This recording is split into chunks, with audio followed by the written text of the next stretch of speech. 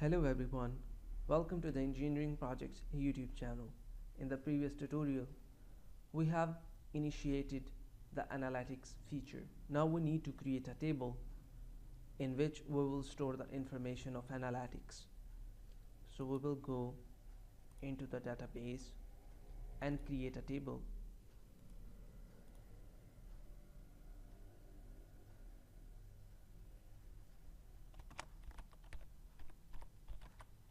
Analytics ID. It is type of int.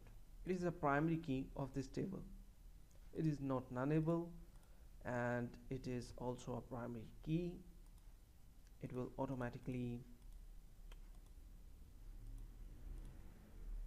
is identity and automatically incremented in each row is inserted. So now we talk about the requirement. We need to record which page is getting how many views and on which time. Okay, so we have post ID here, which is also the type of int, and let me create it a primary key. So this is the primary key. Post ID is not nullable. The second thing, the total quantity of views this post have right now. Views. This is also the type of int and not nullable. By default the value is 0 and on each record it is getting updated with the increment of 1. So we have post, like post 1 is getting 1 view, post 1 is getting 2 view, 3 view, 4 view, 5 view, and so on. Views are updating. Each time we will visit, the view is get increased. So we have this post and this view. Okay, this is the major table in which all the information is available, but the information is not in description. I mean, I did not get about that how I will know from which demographic location the user is coming from, on which time the user have visit my website. Like if we have 10 user on the same article, I need to record the 10 instance of information within the database. So this is the overall view table, the main analytic table. Okay, so let's create this table by generating the script. Now, and here we have main analytics.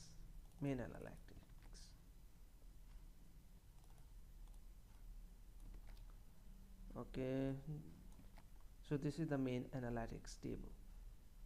Execute. Oops, yes, this.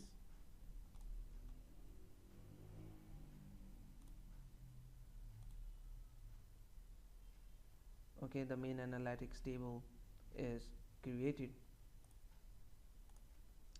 and here you can see after refreshing the table, here is the main analytics. Now we need to create a descriptive analytics. So we will create simple analytics table. This is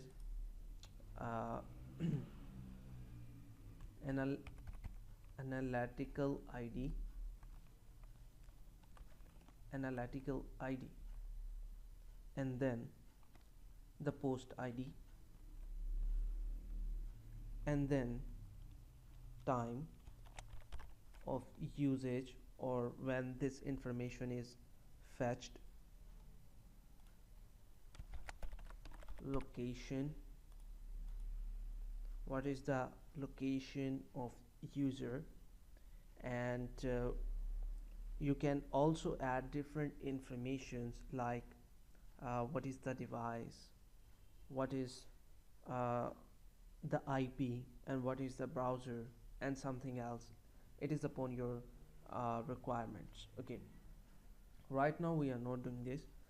If you want to do this, we can add fields like browser, this is location, browser,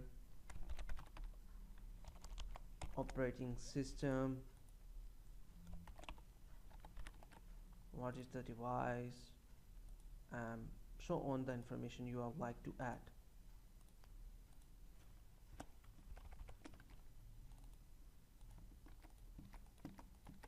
Okay, so it will give us the brief information of the user. Okay, even that we can get IP address too. Here is the IP address of the user. Even that, if you will search for what browser can record, then all that information we can fetch from the browser and send into our database. Okay, here you can see, I didn't get that, what my browser know about me. Okay,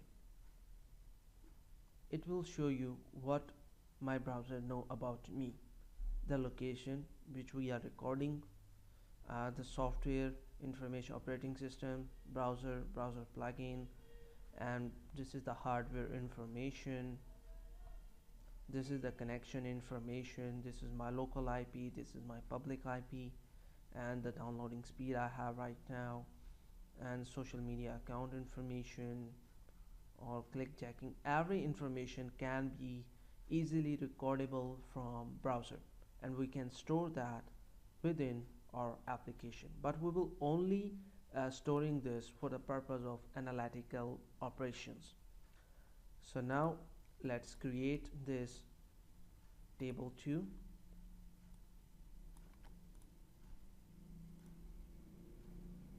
and execute query here. This table is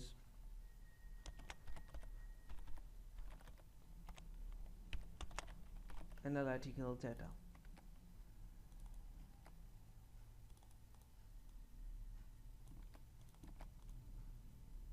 and now execute this. So now we have two tables.